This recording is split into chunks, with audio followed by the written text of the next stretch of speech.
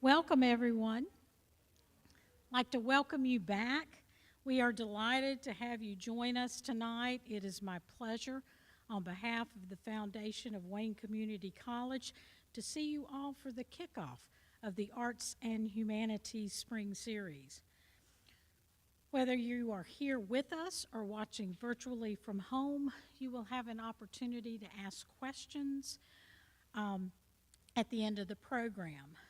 For our virtual audience, you will use the chat feature in YouTube to make comments and ask questions. You may also have to sign in if it's your first time posting there. We also wanted to announce that we've added a program to our schedule that's not in the brochure. And on Thursday, March 31st at 5:30, Dr. Graham Robertson, a political science professor from University of North Carolina, will speak on the Russian invasion of Ukraine. He's an expert on Vladimir Putin and also on Ukraine and what's going on there. And this will be held in the auditorium. Again, it's March 31st at 5:30, but it will also be live streamed as well. And of course, we don't want you to miss WCC's own Dinez Tuck, English instructor here, who's going to speak about the book of Job on Monday. But tonight we kick off our series, and there is no better way to start it than to have our friends from Carolina Public Humanities. For many, many years, I was just asking Lloyd, how long? It's been so long. We don't know. It's well over a decade. We have enjoyed the collaboration and support of them. They bring excellent programs and speakers here, like the talented Duncan, and bring them to our campus. They're very involved in Carolina K through 12, a teacher's program that we have held here also. But making the journey from Chapel Hill are Lloyd Kramer, Director of Carolina Public Humanities, and Joanna Sarek-Smith, Associate Director of Outreach, who is always just an email or phone call away to help us. And we are delighted to have their guests. Amanda and Mal Watlenberg coming from Durham, and they're going to be able to see what the humanities is on the other side of I-95. So Lloyd is going to do us the honors of introducing Al, and we hope you enjoy tonight. It will be interesting.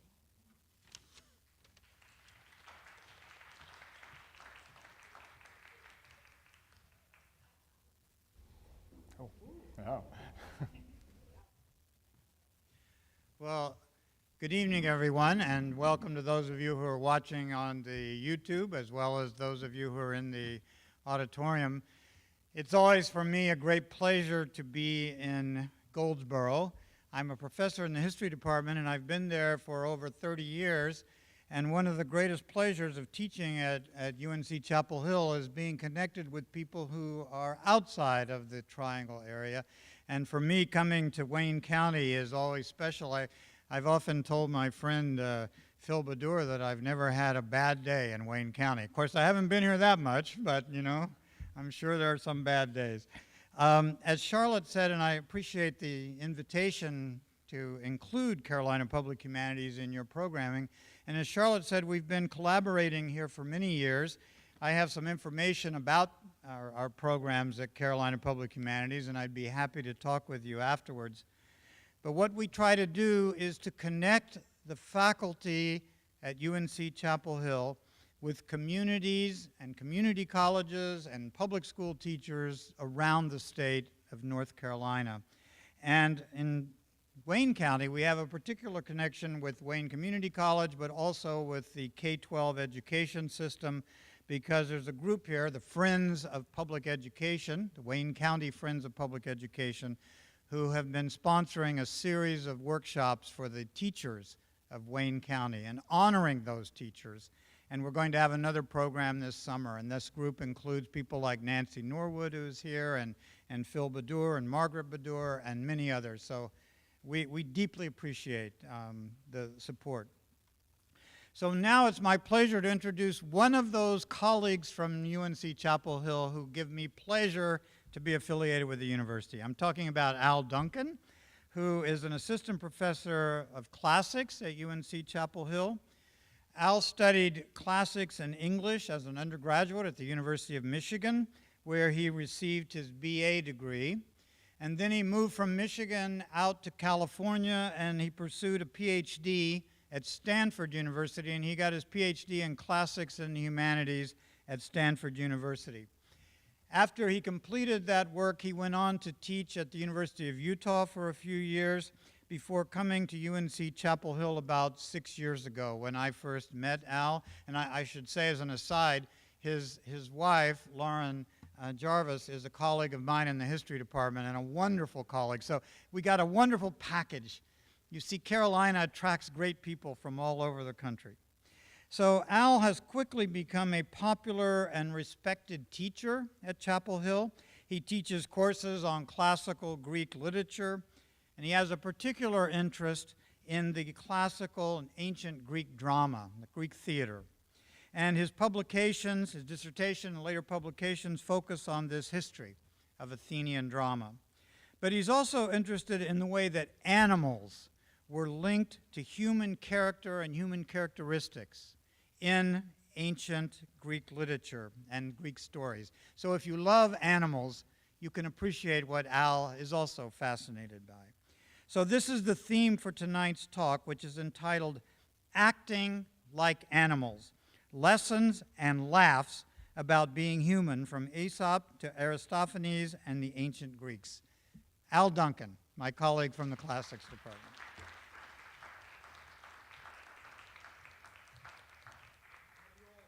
Am I coming through on the microphone? It sounds like I am. Thank you. Well, thank you first, Charlotte, for the invitation.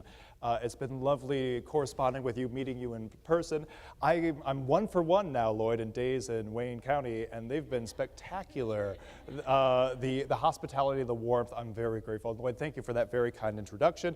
I should emphasize to the audience that I was the trailing spouse on that hire. Lauren is much more exciting than I am in some respects, and she's also a devotee of Carolina Public Humanities.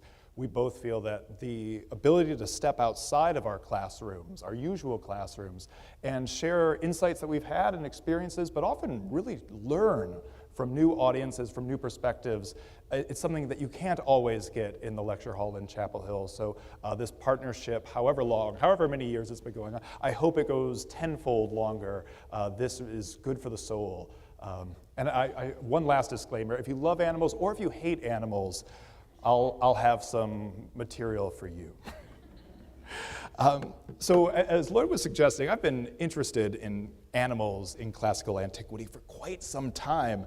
And this isn't just a personal predilection, although like a lot of you during the pandemic, I've recently become a dog person. And I have a 3-year-old black Hermione who you'll be seeing in a slide later, I promise. Rather, it was an inevitable fact of working with classical texts and visual culture that I became interested in animals. Animals pervade our evidence from antiquity, from the sorceress Circe transforming Odysseus's men into pigs. Oh yeah, sorry. I'm framing here. That's what I'm doing. Act 1, framing. You saw the act sequence. Framing, the historical and theoretical side, that's where we'll begin. We'll move on to talking about Aesop, Aristophanes, and then I look forward to continuing the conversation with you all. Let's get to the framing. From the sorceress Circe transforming Odysseus's men into pigs, to Aristotelian anatomical investigations, from bird-based prognostications, and we actually get our English word auspicious from Latin bird watching, aves specere, to Roman love poetry, which would use birds as a metaphor for imperial extravagance on the one hand, and on the other, body parts, which I will not mention in polite company. There's a lot to talk about when talking about animals from ancient Greece and Rome. There's a lot of ground and sea and sky to cover. So tonight, as Lloyd was saying, with a background in theater and performance, I'll stay mostly within my own wheelhouse and ask in particular what it means for humans to act like animals, an essential aspect of how we both see ourselves as animals and how we see animals in ourselves. Now, the boundaries between humans and animals, our myths will remind us, and Circe is a good example of this. This is from our North Carolina's own artist, Ramir Bearden, a beautiful series of prints he has on the subject of Odysseus. He's from Charlotte originally. The boundary between humans and animals is not always fixed or absolute. To dwell on this print, I'm interested in what happened to Odysseus's men, not only when they're turned into swine, but perhaps no less profoundly, what happened once they were restored to their full humanity? What did that animal experience leave them with? Now, the differences between humans and animals are clearly old concerns. But humanity's close and sometimes asymmetrical relationship with animals is an especially timely topic of conversation here in March 2022. During the last 2 years of the pandemic, animals and the natural world more broadly have become resurgent. Not only were there fewer cars on the road and probably some more birdseed in our bird feeders, but the rhythms of our human lives were changed as we connected with our animal selves, walking, sleeping, seeing the outdoors while we were trapped, paradoxically, at home. But as the old rhythms of our human lives now begin to resume, we're once again pushing animals to the periphery, at their peril, but as well as our own. Biologists declare that we've entered, or perhaps I should say violently ushered in, a new geological epoch, the Anthropocene, the age of man, an era of mass extinction, of climate change, of all those bad things that we're not talking about in the news right now. But we need to think about where animals fit into this man-made world of ours, and where will they endure, where will they reside? Even before the pandemic, creatures have been tickling our fancies, and the humanities especially, in new ways. Here we get to the theoretical framing. Gone are the days in my field of classics when Sir Darcy Wentworth Thompson, the Scottish naturalist, could pen huge antiquarian tomes. I can't tell you how big these books are. These are huge. Surveying the birds and the fishes of the ancient world according to the most recent Linnaean taxonomies. This is what you could do for scholarship in the 19th century and early 20th century. But at a time when so many of our species are on the brink of an extinction for which we humans are tragically responsible, we've become interested in animals in less encyclopedic ways. As we grow increasingly aware of the foibles and limitations of our own species, from war, unfortunately timely, and just unsustainability more generally, we're turning to study animals, not only to better chart and further dominate the natural world, but to gain new insight into our ecology and into ourselves. From Jane Goodall to the Stanford biologist Robert Sapolsky, both in the academy and in the wilds of our popular discourse, we're turning to animals as we seek an extension and perhaps correction to our own humanity. So as part of this zoological zeitgeist in the humanities, new hybrid phrases and concepts from the transhuman or the transhumanimal, or perhaps even most troubling for a literary humanist like myself, post-humanities, have become in vogue. This is what scholars are talking about at this age of extinction. Such terms and the allied approaches they represent are part of a broader anti-anthropocentric turn, the broad goal of which is to unsettle our knee-jerk responses that rely upon narrowly human subjectivity. The traditional or scientific positions that our humanistic approaches are seeking to unsettle actually owe much to the work of Aristotle and his school in particular, which placed man, and I should say man, he was not supporting women in this moment, high on a great chain of being.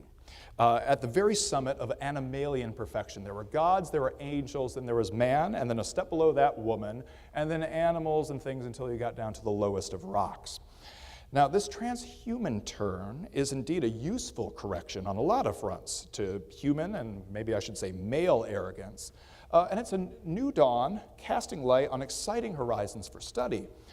But this scholarly turn is in some ways actually a return to earlier notions of human connectedness to nature and the animal world that's reflected in ancient Greek popular wisdom. So it's new, it's cutting edge, it's also very, very old, nothing new under the sun. It turns out that we've been learning about ourselves by seeing ourselves in and as animals for quite some time. Now, where am I going to spin a yarn out of these loose threads? Well, as my title, Acting Like Animals, suggests, tonight I'm taking a performance-minded approach to animals in antiquity. One that's informed by my background in theatrical performance, but also, I hope to convince you here, much of the ancient evidence as well. You start seeing animals everywhere. I'm fascinated by the ways that we humans not only look to animals and nature for better understandings of ourselves, as Epicurean philosophers, Hobbesian realists, and modern evolutionary psychologists have, but also our habit of casting animals into our own image in order to reformulate questions that we have about what it means to be human. So maybe for humanities, we do need to go beyond ourselves and look to the animal world to understand what we're truly about. Why, in short, do we feel like we see ourselves more clearly in the eyes of other animals? And why are we attracted to this distorting yet revealing mirror from the natural world? The temptation to see ourselves is as alive and well today as it was 2.5 millennia ago. Now, whether we look to Gary Larson's comic strip, The Far Side, which is an old favorite of mine, or the newest Disney Pixar film, Turning Red, we see animals, when exploring issues as mundane as office life, to major life transitions. No spoiler alert, but this is a pretty good film. Watch it with your children or grandchildren. Inspecting our lives through an animalian lens somehow brings our all too human issues into sharper focus. Or, to quote from a 2003 television series theme song, can you tell I have small children? The Berenstain Bears. The verse that leads into the song says, "They're kind of furry around the torso. They're a lot like people, only more so." Now, I promise future references and quotes will be at least middle brow. This is pretty low. But still, I'd like to linger on this for just a few more seconds. My eldest son is 7 and is, as a result, a very adept cultural critic. He's also the reason that I can recite all the verses to this song. The second line of this couplet puzzles him to no end, however. What does it mean for animals not only to be like people, but to actually surpass humans in their humanity? Behind the paradox of this verse lies a performative move we humans across time and culture have tended to make. We take animals not merely as objective data for understanding our own place in the cosmos, but as an essential and external cipher. Animals provide a new subjective position from which we can reimagine and perhaps refashion our own proper human identities. Casting ourselves in the roles of animals, we conceptualize what it means to be human in new and helpful ways. And tonight I'm interested in particular in how Greeks used animals and the uneasy subject-object distinctions that they force us to face to think through the apparent links between identity and behavior on the one hand, and appearance and performance on the other. Identity and behavior, appearance and performance, how do those interact? And the ways that we mentally and socially process all of this, that comes through storytelling. It's not just that we use animals to think with in textbooks, we tell stories about them. They're part of our narratives. That's an essential part of this equation as well. While animals provide us with many lessons, we must never forget that they also provide us with a lot of laughs. Now, theories of humor can be very varied. There's the superiority idea that we're better than what we laugh at. There's the factor of surprise, something that's unexpected. There's mapping systems from one thing onto another and finding where there's surprising felicities or infelicities. Many of these things, I think you can see where I'm going with this, map onto our experience with animals very well. Animals are simply, as the classical scholar Babette Pitts has put it, good to laugh with.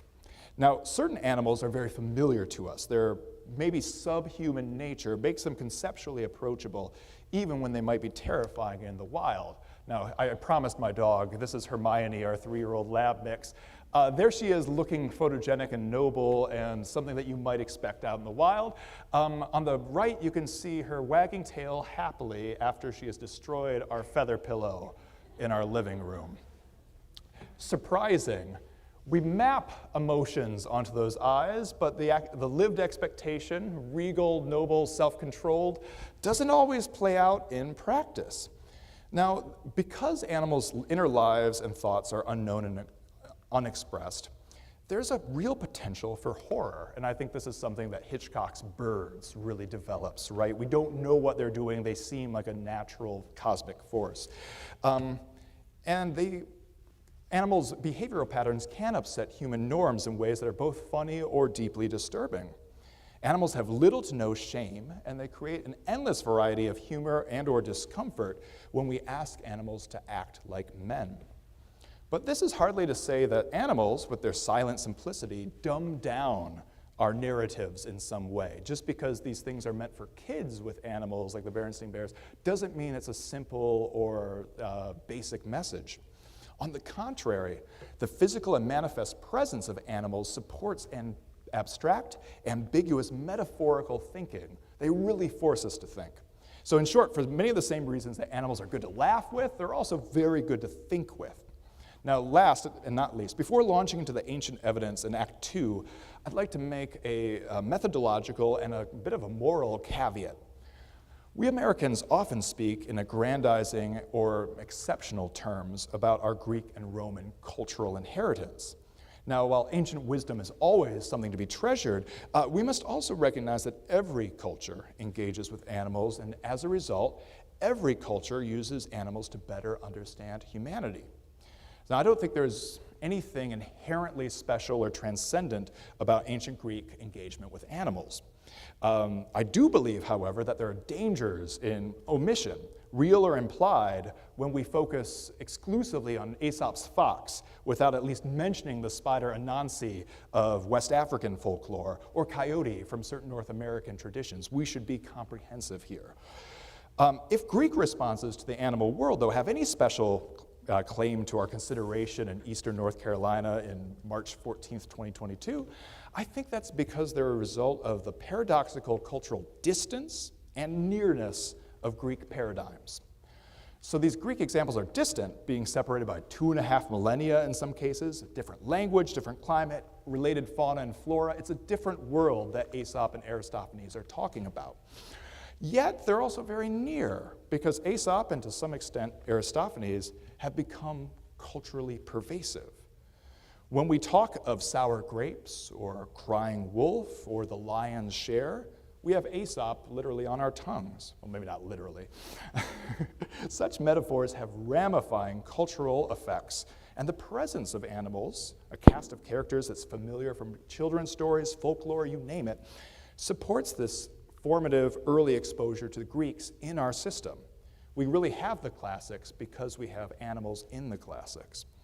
So these are debated and potentially sensitive topics about what to include, what not to include, and I'd really invite further discussion after the presentation.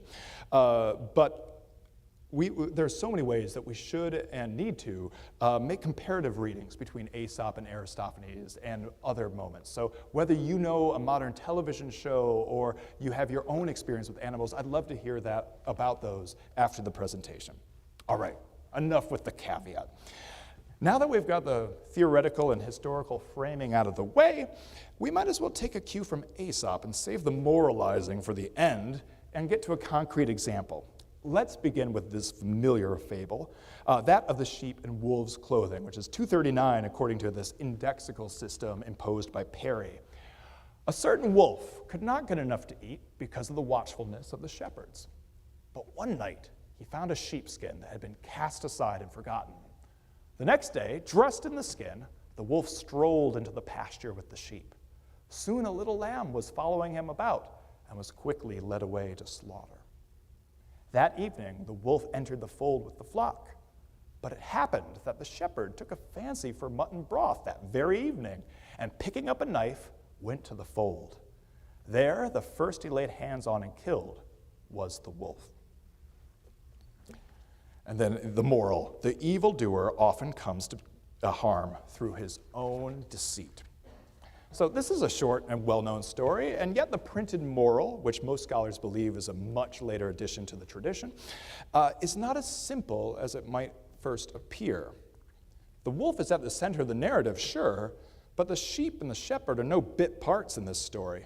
It's a story that touches on many issues, including what we might call karma or just desserts, but also chance or happenstance, vigilance, gullibility, self-interest, arguably desperation. The theme I'm particularly keen to tease out tonight, though, might be labeled performance or theatricality, since Aesop's wolf is a consummate proto-thespian. Finding a costume by chance, the wolf improvises a new role for himself, inspired by his observation and by materials at hand. Through his convincing portrayal, he leads his rather succulent audience to go along with him. In the end, however, the wolf becomes too good of an actor, and ensnared in the folds of his own costume, meets his own tragic end.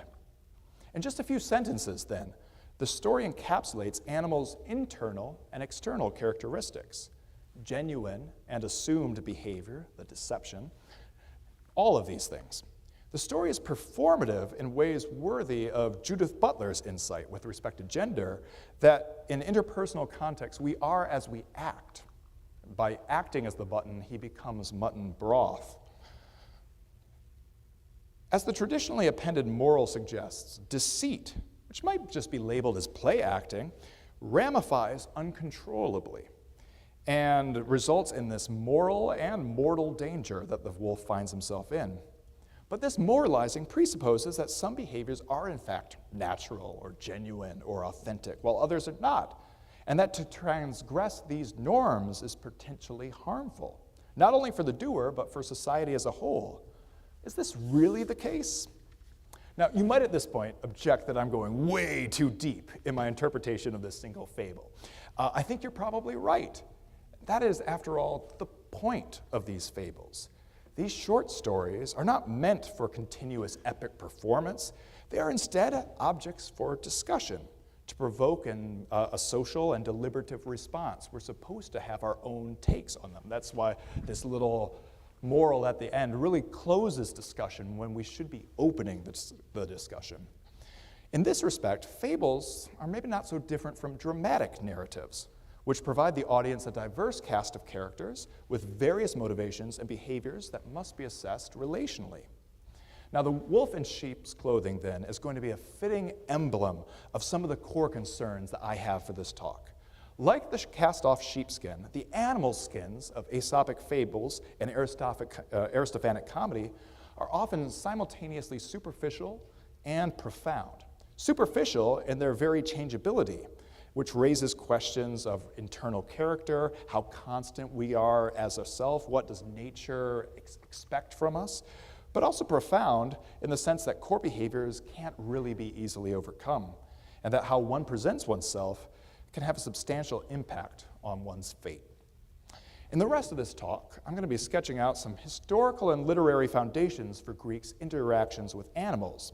That's going to be a rough survey with many abbreviations and ellipses along the way, but I think it will at least serve as a helpful backdrop for the main serving, right, which is a discussion of Aesop's fables to see how identity and behavior were somehow brought together in the humanimal, if we want to use that avant-garde term, the humanimal, and what character and instinct, performance, and behavior all have to say about what it means to be human. That's what we're here for.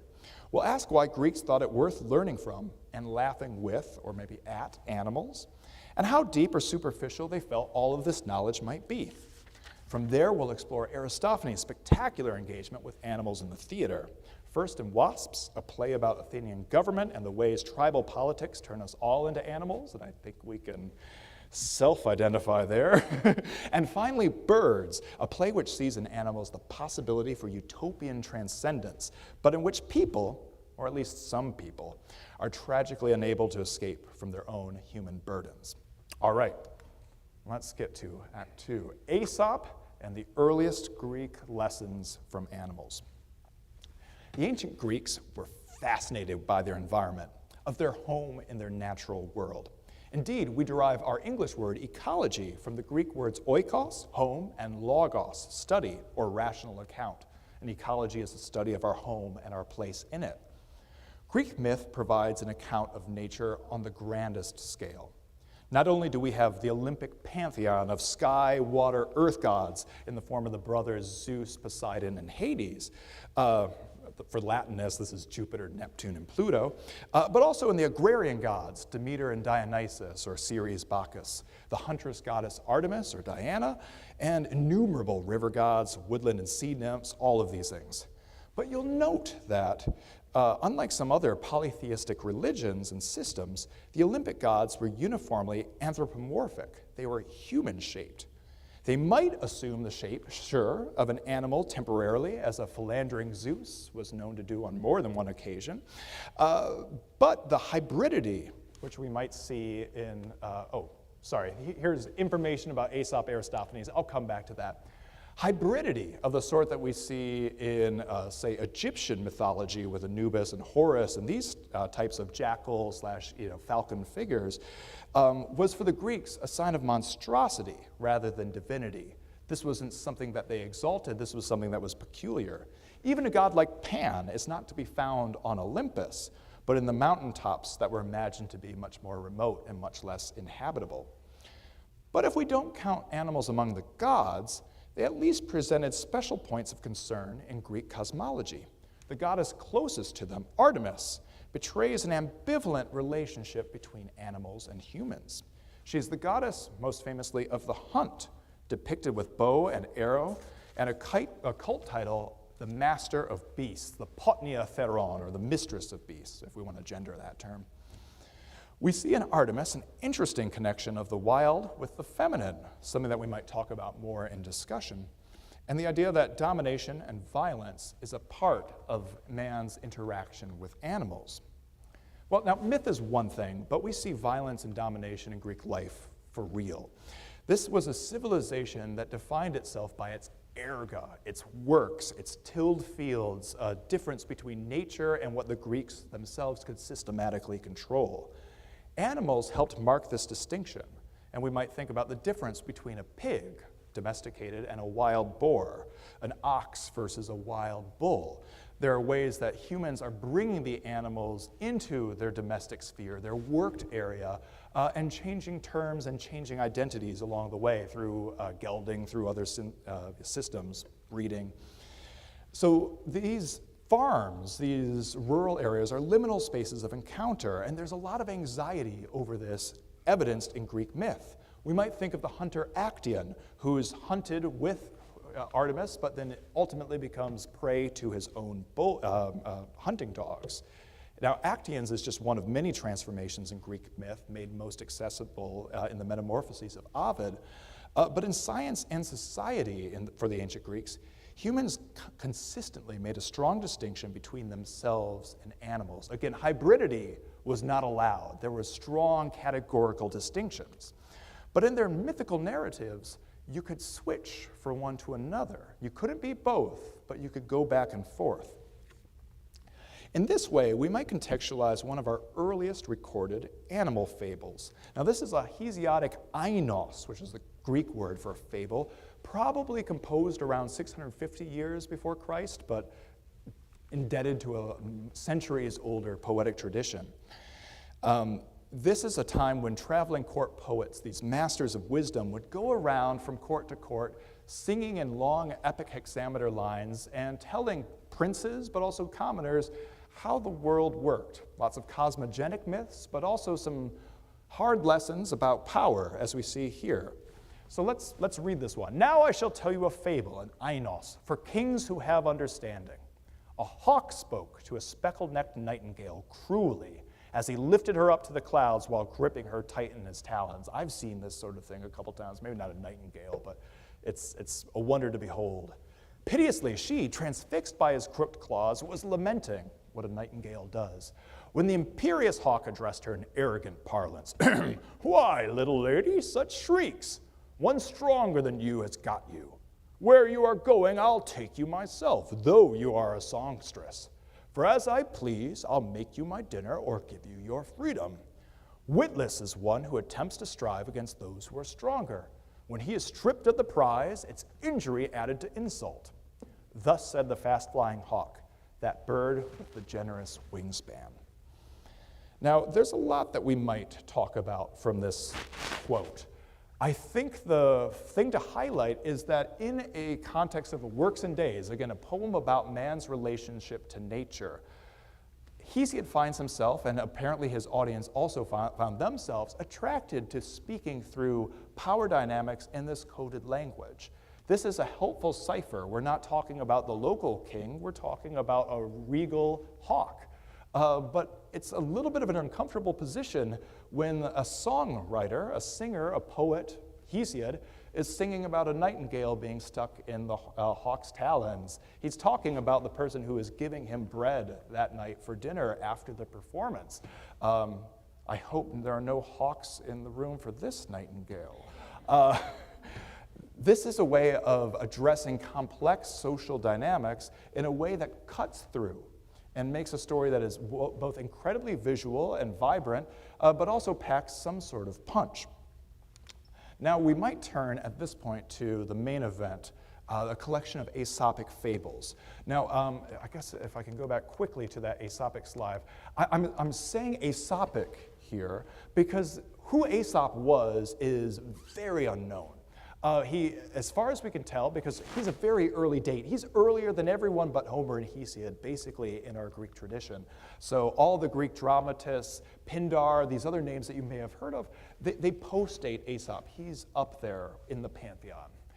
But he wasn't Greek.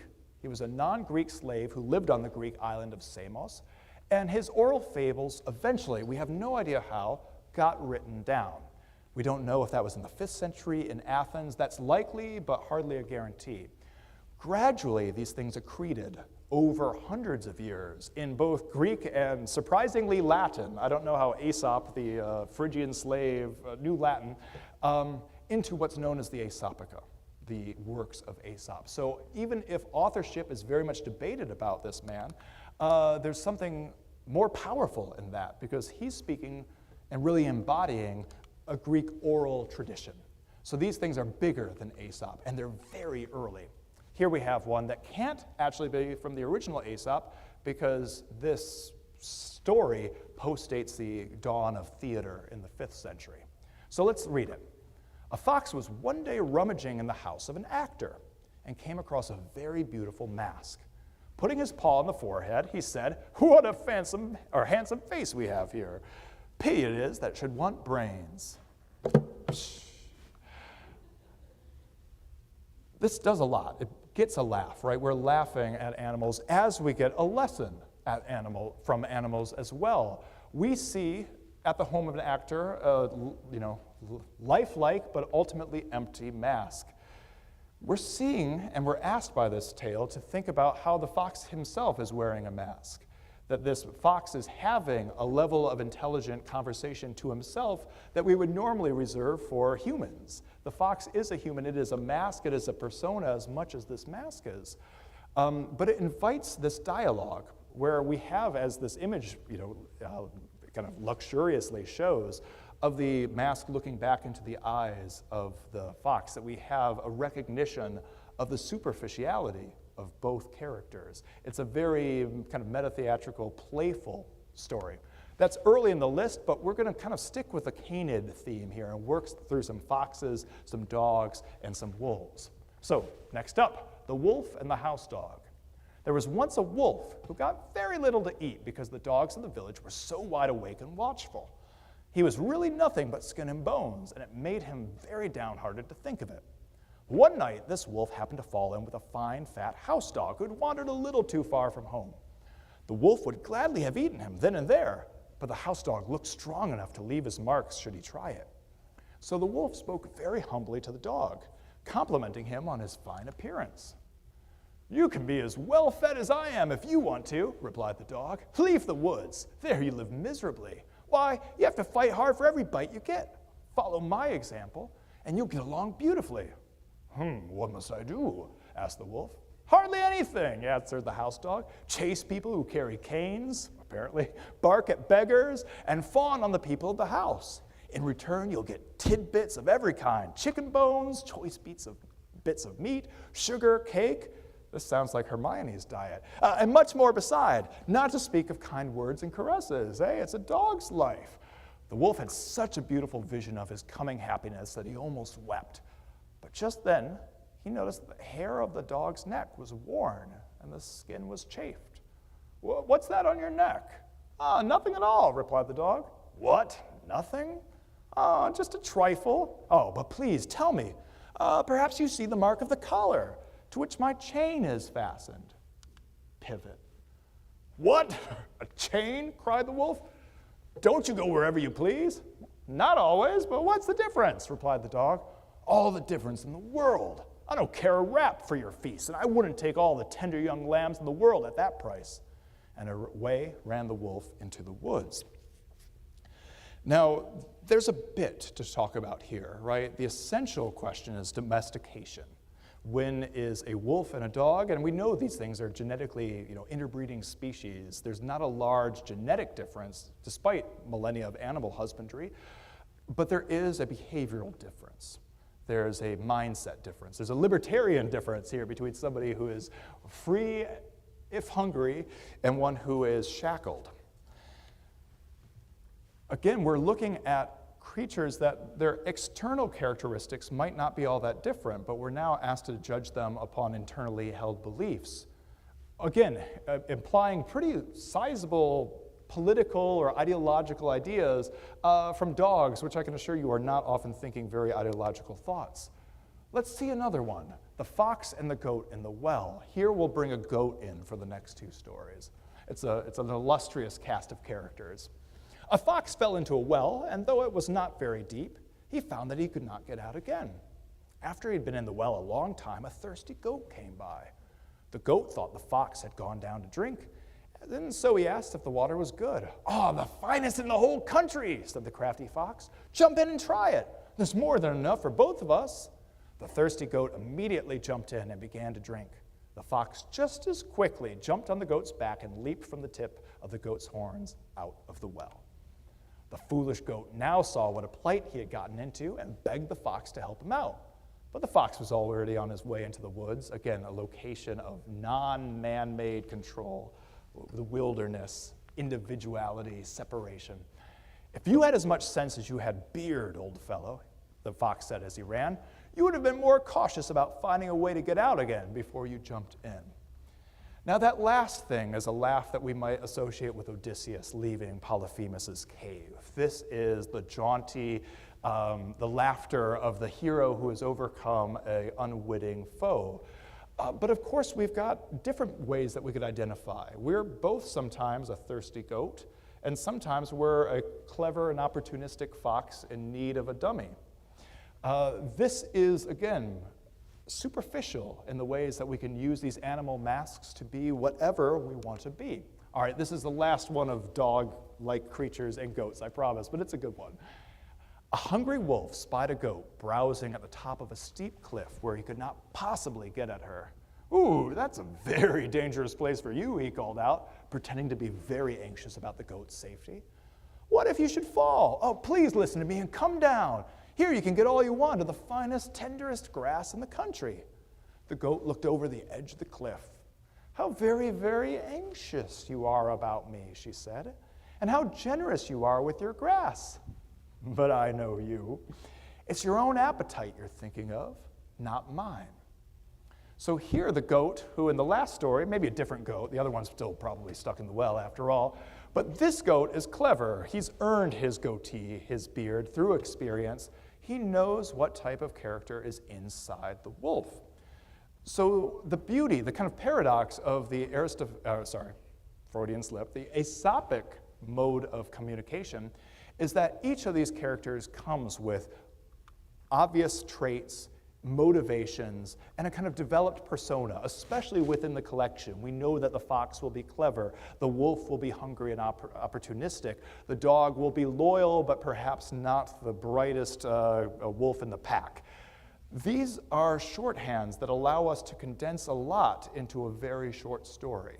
Animals are dense. with delivering narrative. And I think that's the way that we can see children's television shows, which after all have to happen in 22 minutes. They work because an animal can represent a whole lot more than just a character. A human, we need to develop all sorts of types. We have a typology of experience in these animals. Here, the mask is not superficial, it's deep. The goat is going to be a goat, recalcitrant, suspicious, stuck up on a crag, that is what goats do. Whereas the wolf is also going to be himself. There's a kind of fatalism, a genetic fatalism about this sort of approach, which gives a critical edge to the Aesopica that we don't always see with Aristophanes. So if there's something to conclude from our Aesopic side of the program, it's that the spectrum of animal species gives us a range for various psychological human narrative types. It's economical in the way it distills motivation and character, and this familiarity with our cast is essential. But we all have parts of every animal in ourselves. It's our ability to see the whole rainbow of the animal world of Aesop in ourselves, or at least in our nearest and dearest, that gives these stories the purchase that they enjoy. Act 3, Aristophanes, the laughing hyena on the stage. Perfect timing. All right, so back to this. Now we're looking at the bottom. Aristophanes, quite a bit later than Aesop. He's at the time that the city-state has come to the fore, and he is a major player in Athens. He's a citizen and a successful playwright of what we now call old comedy. It was just comedy at the time. 11 of his complete plays survive, which is remarkable. That's more than Sophocles or Aeschylus. Only Euripides has more that have made it to today. And he wrote several plays on animal choruses, of which Wasps and Birds are 2 of them. We'll be focusing on them today. Here's an image of an Athenian red figure pelike, that's a type of vessel, with an actor, we can see from the costume, right, is dressed up as a bird. A bird and a bit of a man, you can see the member I'm talking about. This is typical of what we might think of as old comedic production. There's a focus on the hypermasculine body, and this is a body that is transgressive in many ways. I work on ugliness when I'm not thinking about animals, and comedy is notorious for its ugliness. Here we do see a bit of that monstrous hybridity I was talking about that we don't see in myth, that this is both a bird and a man at the same time. And this is where Aristophanes loved to explore the humanimal. When were humans acting like animals, when were animals acting like humans, where was the difference? Aesop, we had a completely animalian cast, maybe a shepherd here and there as an adversary, a kind of godlike figure, removed from the fray. Here, the animal and the human are completely intertwined, and it's always political, as we'll see. Now, the comedic origins of this sort of behavior, this costume, are very uncertain. A lot of people have spilled a lot of ink over why ancient Athenians, young men, dressed up in these costumes and put on these productions. Ideas about ritual, festival, all the sort of anthropological things you could throw at it. Believe me, scholars have thrown at it.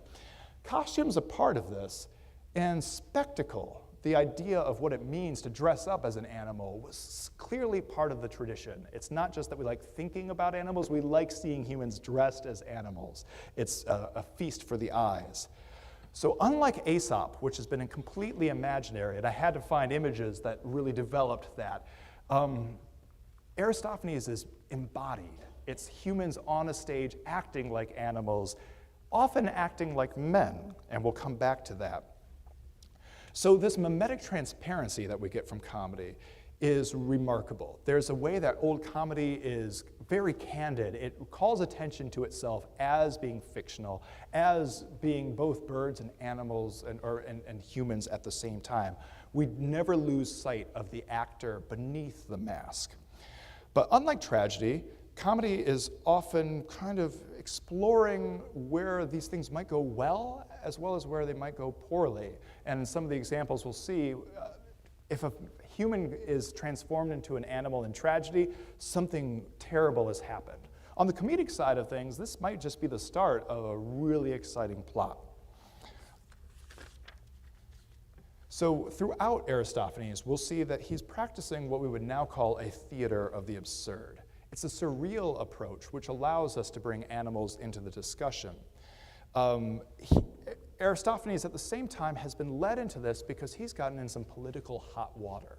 In his earliest remaining production, Acarnians, he tells us that he had produced a politically edgy comedy the year before and had been pulled out and put up on trial for treasonous charges against the state for representing Athens and the body politic in a poor light before external audiences.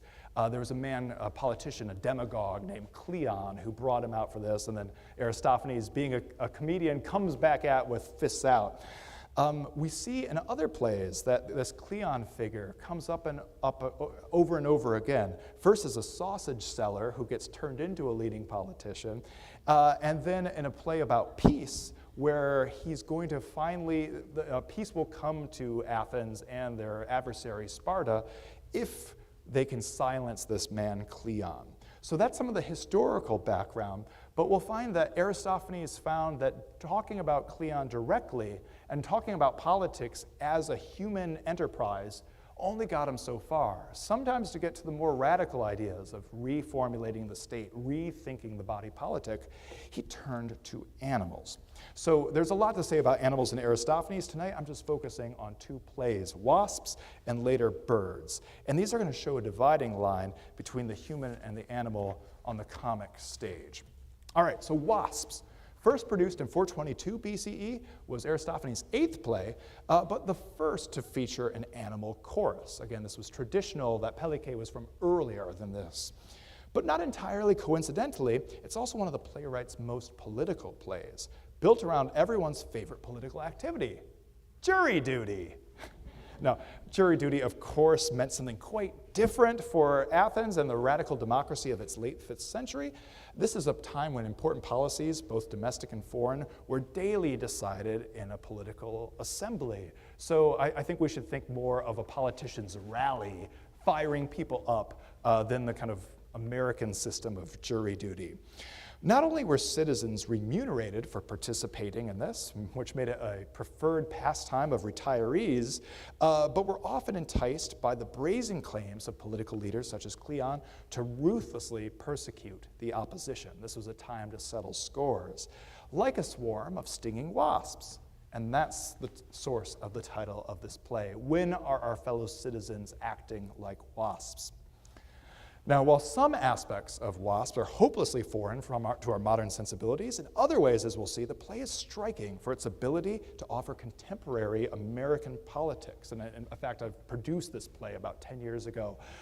Politics have changed since then, but it's still very relevant. The play takes its name from the chorus, but in a surprising move, they actually don't begin the play as wasps, but as men. Older, comparatively uneducated male Athenian citizens who feel that they've become culturally and administratively disenfranchised by the elites and see national politics as a way to shore up their own identity. We don't know anything about this. But don't get too comfortable with a modern analogy, for the political champion of these waspish Athenians was the far-left politician Cleon. Now we get our first glimpse of the chorus as they arrive to free their local organizer, Philocleon, out from under a kind of imposed house arrest set up by his son, Delocleon. So Philocleon means lover of Cleon, and Delocleon in Greek means hater of Cleon. They're a family that has some interesting Thanksgiving conversations. Let's see. Yeah, I had some modern versions of this name, but I like feeling the burn, won't get burned. I don't think I should go there. Let's get to the passages and see what happens there. The chorus is here joining in the crowd, trying to free their political leader, their local political leader, Philocleon. They say, "Come on, hurry up." Now, I'm jumping ahead. They free him, and then there's a trumped-up trial about what's been going on in the house. Again, this is the house of the one who loves Cleon and the one who hates Cleon. And now they're putting on a trial involving animals. So the chorus is animalian at this point, but the animals is almost like a mise en abîme within the play itself, and we're seeing animals pop up where we would never expect them. They're saying, come on, hurry up. Laches is in court today, and he's got plenty of money stashed away. Cleon, our glorious leader, told us to arrive in plenty of time with 3 days' rations of mean spirit, so we can really punish him for his crimes. Again, this is the comeuppance that we're kind of talking about. Cleon is in the pantheon, and they're ready to settle in. They won't be filibustered, right? The chorus says, oh, this is outrageous, appalling, barefaced dictatorship. This is Peter Meinig's brilliant translation. Oh, Athens, my city, the sights that fear us, the shites like Theorus. Oh, and any other brown-nosed creep that crawls for the cause. They're really throwing it at these guys. Xanthias, a slave from the houses. Oh, Heracles, they've got stingers. Look, master. Contra Cleon says, the same ones that shafted Philippus, the son of Gorgias, at his trial. All right, so pardon the language. That's old comedy. I have to be honest about it. But we can see how heated the political discourse gets, how scatological old comedy tends to be, how sexual it tends to be, words like shafted, but how animals and their various non-human body parts, again, we could think back to the Pelike, fit into this narrative so seamlessly. These are great to laugh with. This turns the dial up to 11 on the physical comedy of the stage. Oh, and you're next in line for a damn good shafting. Attention, left wheel by the center, forward march. These are wasps, as we know, moving in unison. This is a eusocial animal that's now getting those parts of its actual physical identity mapped onto the imagined communities of Athens. Present, stingers. Close ranks there. Hold the line. Wait for it. Let your passion swell. There's probably a stage direction there. Stand by to swarm into the attack. And Xanthias, again, the slave at the household. Oh, it's not looking so good, master. I don't rate our chances in a fight with this lot, and I don't like the look of those great big pricks. Again, pardon the language, but there is, again, the sense that humanity and humanity's violence can only be properly staged through recourse to animals. And this layering, the fact that it's both a phallus but also a stinger, is going to lead to lots of humor in this thing. This is very different than Aesop, right? This is a different way. It's that animals are still teaching lessons, but in a more, I think you'll agree, laughable way. Oh, let that man go free, otherwise you'll wish you were a tortoise with a solid shell for a hide. Again, more animals. Procleon, this is the father figure who's been, put under house arrest. Come on in there, my old jury rates, my lovely little angry wasps. Poke your points up their arses. Give their fingers a nasty jabbing. Stick your stingers right in their eyes. Again, I don't know how this was staged. I prefer not to think about all the details, honestly. But this idea of a martial army that is ready to attack, that can be provoked at almost nothing, that will round around. Obviously, these are things brought from the natural world into the stage, but they make the stage so dynamic, and they reveal something that is true about our social behavior. I think a lot that Aesop was telling us about was individual characteristics and inclinations. This is groupthink. This is people en masse, and you don't have any better example of that than an animal like a wasp. All right, so as we keep on going on, we're getting to a trial scene. I'm sorry, I got a little bit confused here. Here's the trial scene. Inside inside the home, a dog has stolen a wheel of cheese and some other things. Again, it's sounding a lot like Hermione. She ate a whole rotisserie chicken for the other day. She's okay. And now we're seeing the court system, the kind of performance par excellence of 5th century Athens, turned into an animal show. Xanthias says, that bloody dog, I'm sick of it. Whatever's the matter now, says Contra Cleon. It's that dog of ours, Labes. He's punning on Laches. Laches is the real politician we mentioned earlier. Here there's a dog, Labes, who actually, his name means taker in Greek. He's just stormed into the kitchen, grabbed a great big piece of Sicilian cheese, shoved it in his huge hungry chops, then ran off and scoffed the lot. Wonderful, we'll have our first case, because Contra Cleon is going to entice his father to enjoy the house arrest by putting on little mock shows. He's turning on Judge Judy, and they're seeing what happens. We have our first case, the household versus Labes the dog. Xanthias, you'll have to act as prosecuting counsel. Well, we've already got a prosecutor. The other dog involved in this affair is on record as stating that he'll pursue legal proceedings personally should it go to trial. Excellent. Have them both brought before the court, and then the trial ensues. Here's a trial image. This is from a Cambridge production, and then a kind of lithograph that was made of it. This has been done for many years. Everyone feels like the Wasp speaks to their own political moment whenever politics get fiery. Members of the jury, I ask you to show compassion for those afflicted by misfortune. While Labies leads a dog's life, out on active service, living off old bones and rotten fish, this lapdog, this is Cleon Hound, this horrendous hound, skulks at home and snatches a hefty share of whatever anyone else brings into the house. And if he just don't get what he likes, he bites. Ouch. Again, more animals in the most absurd predicaments, right? They're living like animals, acting like dogs, but now acting like a dog in a political system is not appropriate. So Wasps goes on, the trial ends, it gets a little bit less animalistic as it goes on. But even in the final dance, there's a Greek tragedian named Carcinus, and his name literally means crab, and the chorus seems to dance off the stage doing a crab dance, as far as we can put it together from the fragments that remain. The idea here is that once you are on the animal train, once you have an animal chorus, it was almost impossible for Aristophanes to resist. He had to do more. The most animalian, the most transhuman production that he ever put on was this one, Aristophanes Birds in 414. I'm going to have a few quotes from this, and this shows maybe the much brighter side of animals leading to our political world. So in this play, we have two Athenian men, one named Good Hope, or Euelpides, and one named Pisthetyros, or Make Me Do. These are Minix translations again, so I'm running with these slightly easier names. Those are both kind of calc translations of what the Greek is saying. These are Athenians who are disaffected with the political system and have gone out into the world to try to find a new politic, a new land of milk and honey where they won't be subjected to trials by juries and the demagoguery of a democratic state. It's a little bit anti-democratic, this play. It's dreaming of something that would be better than democracy. I'm not sure if that's really possible, but that's the hope, because I think we can all feel that even within a democracy, it can be frustrating. All right, so the Hoopoe, who is a character who had been a man, Tereus, but because of terrible things that had befallen his family, if you look into the myth of these figures, he's transformed into this beautifully crested bird, a hoopoe. You might be able to see the outline vaguely on the right. It's got beautiful orange crest, white and black feathers on the back.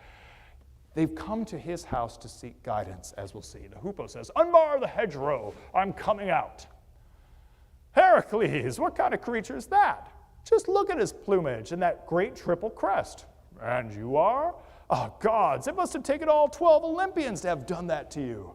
I do hope you're not ridiculing my plumage. Remember, strangers, that I was once a man." "We're not laughing at you." "Well, what then?" "It's that beak of yours. It's ridiculous." "Well, you can blame that damn playwright Sophocles. He did this to me in that dreadful tragedy of his, Tereus." All right, so pause here. We're seeing how comedy and tragedy are doing different things with animals. In tragedy, as in the epic tradition, a transformation into an animal was a sign of complete dysfunction, of transgression against the gods. Here we're looking for more reparative reading. What happens after that transition? It's not the end of the story, it's the beginning. It's the beginning of the rest of the hoopoe's life as a hoopoe. "Oh, Make Me Do says, so you're Tereus. Are you really a bird, or do you just strut around like a peacock?" "I am indeed a bird." "Well, what happened to all of your feathers then?" "They fell out." "Well, have you been unwell?" "Don't be absurd. Everyone knows that birds molt in the winter. Come spring, they'll all be back." So the idea here is that he's got a bad costume, because apparently in the Sophocles production, the costume budget had been a little bit underwhelming. So there's a bit of a play on Sophocles' play here. "Now, who exactly are you?" "We're humans." "And where are you from?" "From the land of beautiful battleships." "Oh, you're not jurors, are you?" "Oh, no, not at all, but you might, in fact, call us juryphobes." I didn't think they had that species in that particular region, because the battleship land is clearly Athens. "Oh, there's a few out in the country. They're very rare." "Well, why have you come here, gentlemen?" "We wanted to get together with you." "Whatever for?" "Because once And here we get to the meat of it. You were a human, just like us. Because you were plagued by debts, just like us. Because you hated paying them, just like us. But then you turned from man to bird and winged it over land and sea, a bird's eye view, you might say. I mean, you walked on the wild side. Again, pretty good translation here from Meinecke. This is a little bit free. We thought you might be able to help us, that in all your flying about, you may have come across a nice, soft, and woolly city where two tired men could snuggle up and live in peace and tranquility. So on the one hand, Make Me Do and Good Hope, they're just looking, this is kind of the first like stoner travel film. This is a bit Cheech and Chong. This is a little bit bogus adventure sort of territory. But they are finding in the animal world, in the animal kingdom, a real utopia. This is what they're imagining. And they see Tereus as the bridge. He's the narrative bridge for certain. And it's because of this transition that just like us, animals are facing something that is a challenge, something that is more than that they're maybe set out for. So we're going to fast forward then to when the birds start coming on in numbers. Now, Make Me Do offers a speech to them because he's trying to bring all of the birds in to help him change Athens, change the world, to bring about utopia. I'm going to deliver a great big beefed up feat of a stampeding speech, like a bison, go Wayne County, and they're going to eat it up. Gentlemen, my heart is full of sorrow for the birds. You, who once ruled as kings. As kings? Kings of what? Kings of everything, everyone. Kings of creation. Kings over Zeus himself. Kings more ancient than Cronus, more archaic than the Titans, even older than the earth. The earth? Yes, by Apollo. By Zeus, I never knew that, because you are uneducated. You have no hustle or bustle. You've never learned Aesop's Fables. Ding, ding, ding, ding. He says the lark was the first bird, born before even the earth. When her father died, what could she do? No earth, so no earth to bury him under. 4 days he went unburied until she had a brainwave and laid him to rest in her own head. So now we're riffing off of the creation stories of Metis and Zeus and all the things that we have from the theogony from deep Greek myth. Oh, and that's the origins of the phrase bird brain. It goes on like this. What I want to talk about from the bird side of things is that this is, for all intents and purposes, in the play, a utopia. These birds are able to come together to do the things that humans can't, to put aside human concerns and worries and work together. They bring the gods to their needs. They bring Zeus, Heracles, Poseidon, others to the bargaining table to work with the birds to create a new world.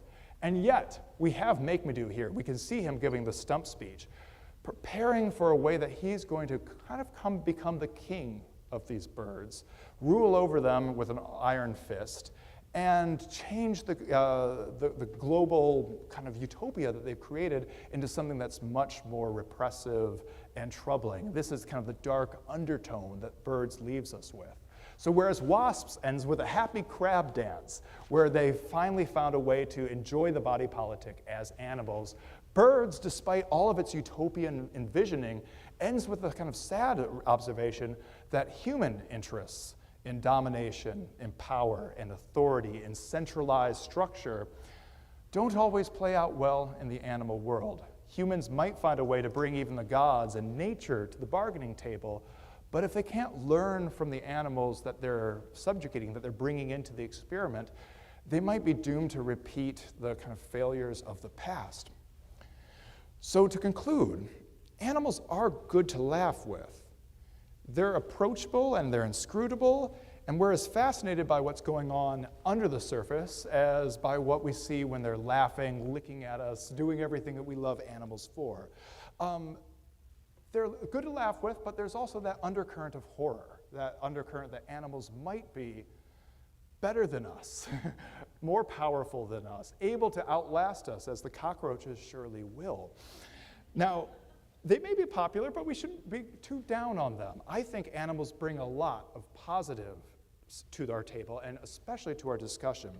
Aristophanes, as a comedic poet and beleaguered citizen, really had a chip on his shoulder when it came to his comedic form.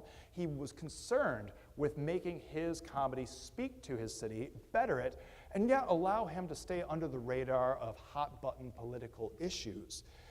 This is what Animals allowed him to do at a level that nobody else could. And as we could see from the Aesop fable quote here, this is a way of connecting with people, of going back to the basics and making arguments that are superficial but powerful, deep, and informed by experience. It's our knowledge of animals, however superficial it may be, that we carry with us into these narratives that make animal stories pop.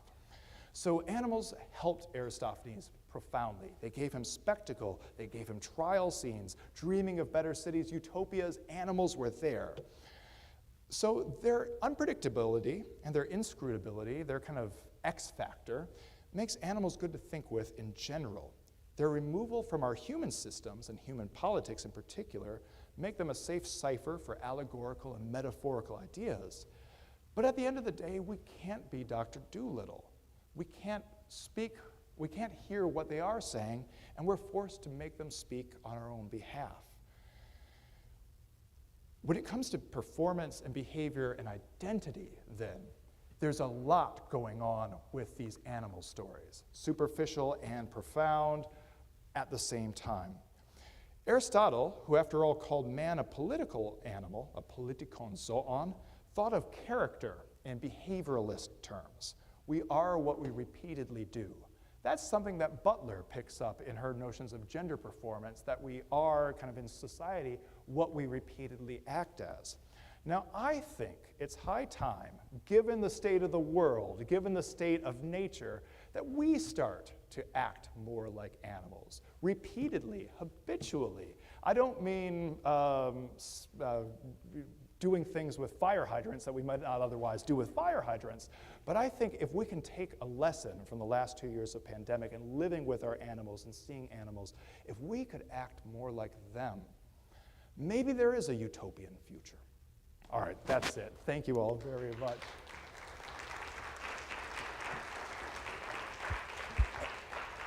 Charlotte, I don't know what our time is or how things will work on YouTube, but I am open for discussion. I can't wait to hear what you all have to say. Yeah, if anybody has a question or a comment, if you'll just raise your hand.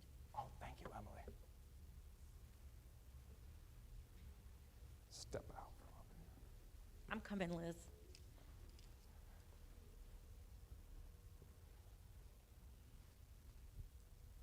I have a comment first. You might appreciate that when I was a freshman in college and we were dissecting a frog, we named it Aristophanes.